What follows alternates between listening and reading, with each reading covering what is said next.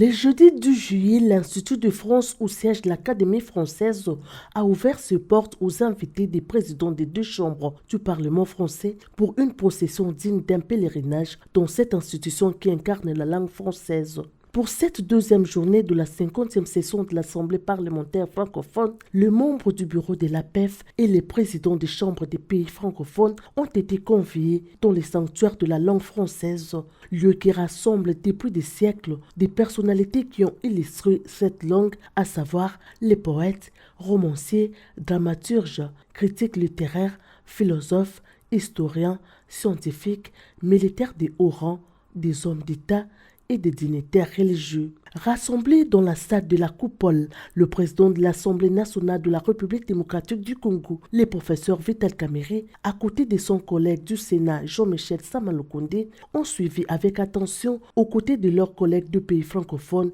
les mots d'accueil du chancelier de l'Institut de France, Xavier Dacros, et du secrétaire perpétuel de l'Académie française, Amen Mahalouf, remercié par le président de l'Assemblée parlementaire francophone, Hilarion Atong, qui a rappelé la force de la langue française, traduite par le rassemblement d'une diversité culturelle à travers la francophonie. Gérard Larcher, président du Sénat français, a rappelé la genèse de la langue française, singularité qui rassemble tous les pays de la francophonie et dont les académiciens sujeant durant des siècles à l'Académie française ont été des grands vecteurs dans le monde.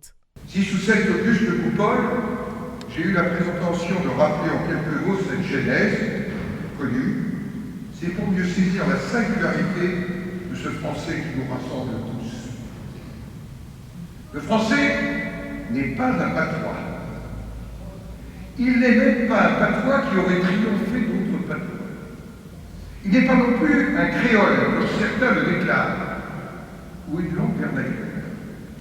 Ne voyons pas dans cette affirmation un jugement de valeur, mais un constat historique et le refus de l'idéologie.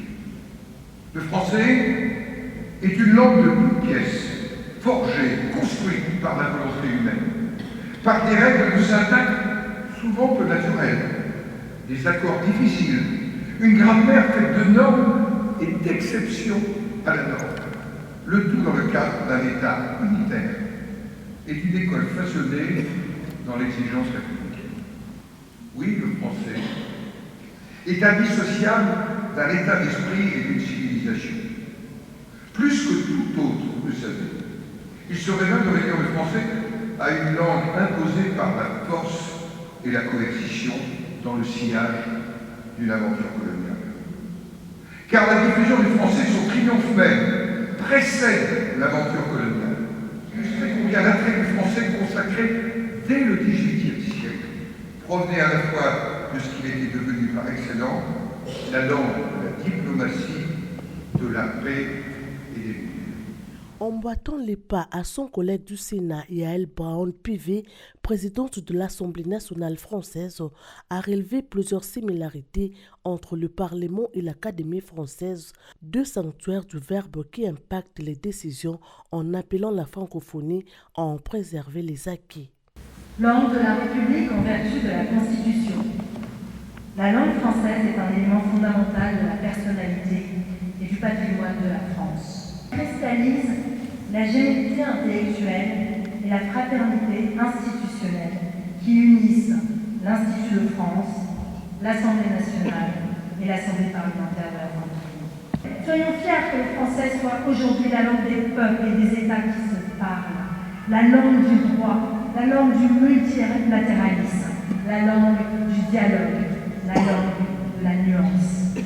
À l'heure où le monde se brutalise, où le multilatéralisme onusien s'épuise et s'effrite, où l'expression de communauté internationale confine à l'anachronisme, notre francophonie peut représenter encore davantage qu'une communauté linguistique, une véritable alternative politique et diplomatique, celle que nous incarnons avec l'Assemblée parlementaire de la francophonie.